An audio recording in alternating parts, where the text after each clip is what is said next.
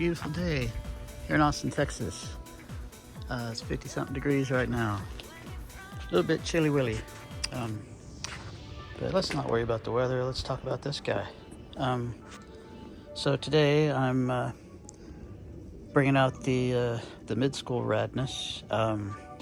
This is my, I don't remember what year it is, but it's a Kastan Pro XL.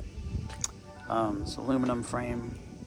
Came out in the 90s, and just want to show it off or talk about it, whatever. I know this channel is supposed to be about bikes too, along with all the other rad things in this world. So yeah, let's talk about it. So I remember I got this bike in pieces. So I had a car for a long time. I was my little show car. It was an '89 Ford Festiva that sat in this garage for probably over a year. I had some kind of problem. I'd already replaced it with another vehicle. That's when I had my mini truck, my little 97 S10. But I had just sold that car for like $800, and so I had like a wad of cash in my pocket, and I was trying to save it. Then we used to have a bicycle shop here in town called University Schwinn. And I used to go to bike shops because we used to have a lot more of them and just check out bikes, just hang out, just look at stuff. And they had this frame sitting up on the wall, and it just kind of looked kind of cool. And I was like, oh, that's pretty neat. I had my GT at the time, but that was my only bike. And I wanted something a little bit bigger, more for kind of, trails or just riding, whatever. And so it started journeying with this thing. So they were like, yeah, we've had that frame a while. We'll make you a deal on it. I was like, okay. And next thing you know, we've had these forks a while. We'll make you a deal. We've had these wheels a while. We'll make you a deal. It just kind of grew from there. It's basically a whole bunch of parts that they couldn't sell that they threw together for me, and then I added a few things to it since then.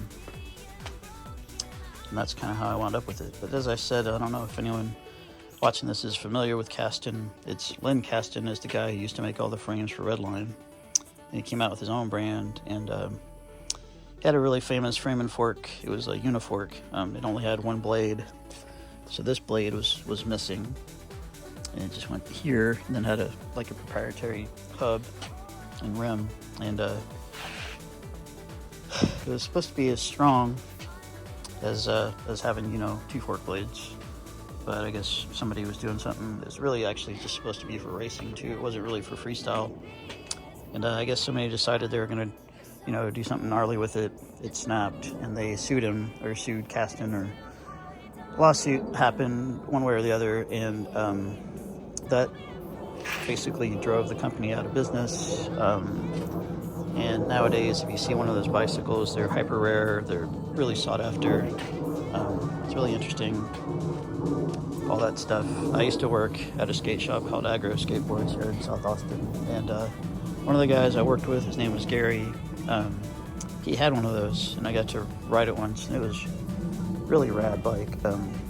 Anyway, it's a little backstory. This is a dude that used to make frames for Redline, then started making his own stuff. And it's called the Pro XL. It's got a kind of longer frame. I'm a little shorter dude, so it feels a little weird when I ride it, but it's very interesting compared to my flatland bike and my 80s freestyle bike. It just feels very glued to the ground, and just like it just wants to go fast. And it's total race bike geometry. And I have some unique parts on it that we'll talk about now.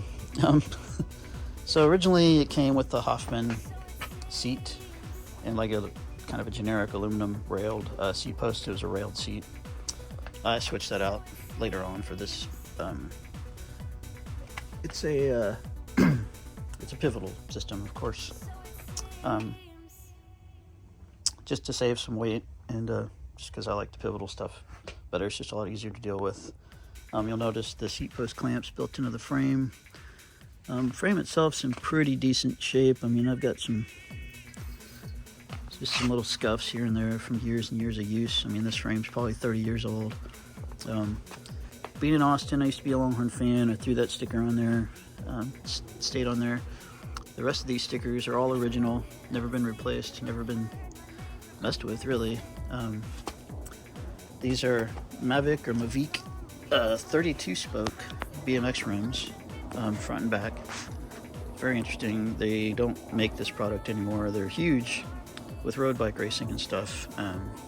These are tires that I've just put on recently. The buddy of mine that I build the bikes for had these and just kind of threw them at me, and so I was like, okay. Because this had the, if you remember Snafu, it had rim job tires, but they were done. I mean, they were dry rotted. They couldn't do anymore. So that's what happened with those. But front and back, 32 spoke. Interesting wheels. They actually come with a special tool for the hub, which I'm probably gonna have to mess with because these hubs are a little loose, but they are sealed bearing. They roll really well. Kastan chrome forks that came with a frame. Got Shimano. These are the V brakes from the Midschool era, and these were quite the setup when they dropped. I mean, these things probably I need to dial them in a little bit. They're a little mushy, but they still do the job. I mean, this bike will throw you off the front of it, even with just a back brake. It stops so well. So talk about those, and let's see what else we got going on. If you'll notice, these are some freaking cliche, classic, whatever, Midschool DK pedals. And I freaking love these pedals. They have never let me down, and to knock on wood and a million other pieces of wood, they've never spiked me in the shin. And I'm glad, because if they ever do, I'm going to be crying on the way home from that. They're pretty gnarly. Really want to talk about these cranks. So these are JAD 3-piece 180 millimeter. These cranks were very unique when they hit the market. They're supposed to kind of give you like a direct drive feel, like there's no slack when you pedal on this thing, and it's definitely noticeable. I used to ride this bike when I had a job about 3 miles away. I would ride this bike to work, and it's just no lost effort when you pedal this thing, and it's pretty freaking fast too. So yeah, there's the JAD cranks. A little more Midschool stuff going on. We have the Odyssey Elemental stem. I think they still sell these, but either way, this thing had a GT piston stem on it, but I switched it out for this. These are Odyssey Aaron Ross space bars. That just kind of finishes it up. I don't know what kind of headset this is. Oh, it's a headset. Not trying to be funny, I really didn't know what it was. But haven't had to touch it in 30 years. And then just kind of have stickers and stuff. Of course, you got the 90s.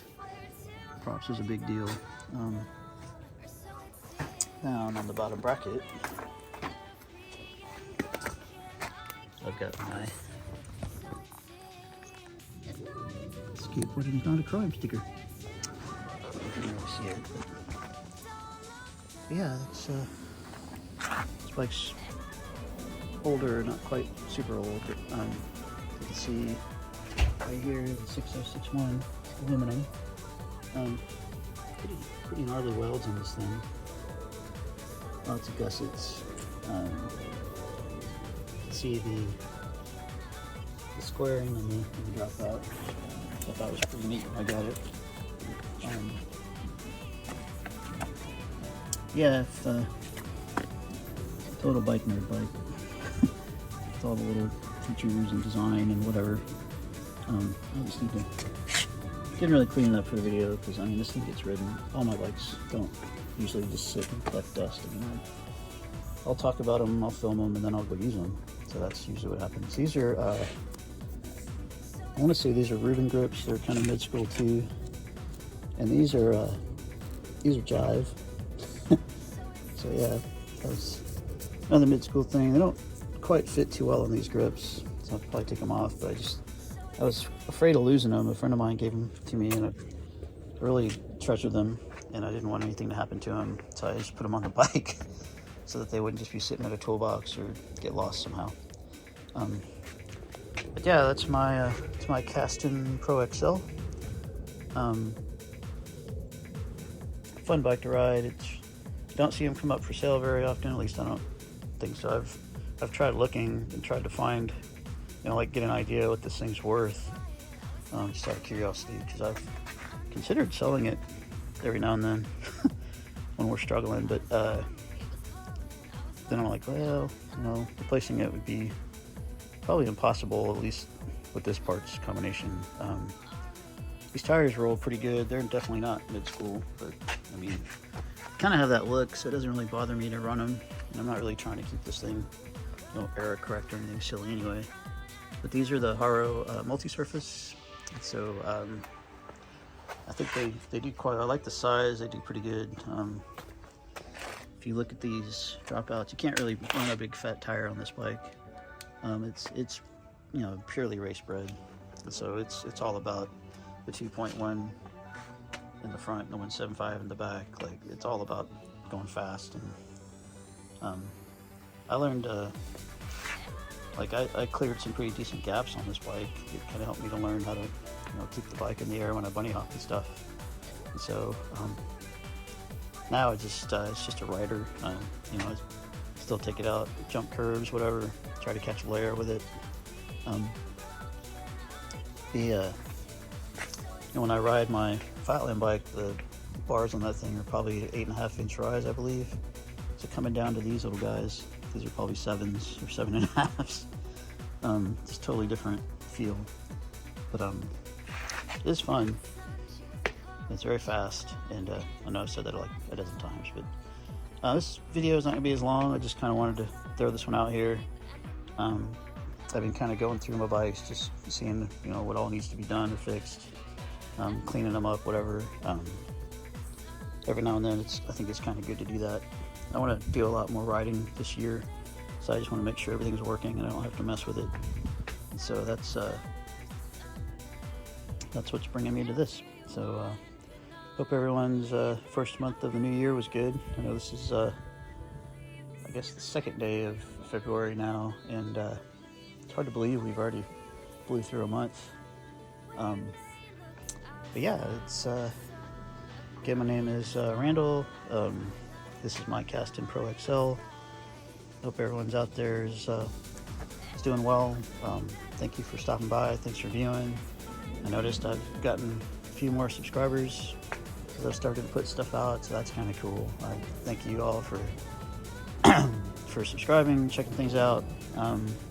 Please feel free to reach out, questions, anything, and I think that's going to do it. Thanks.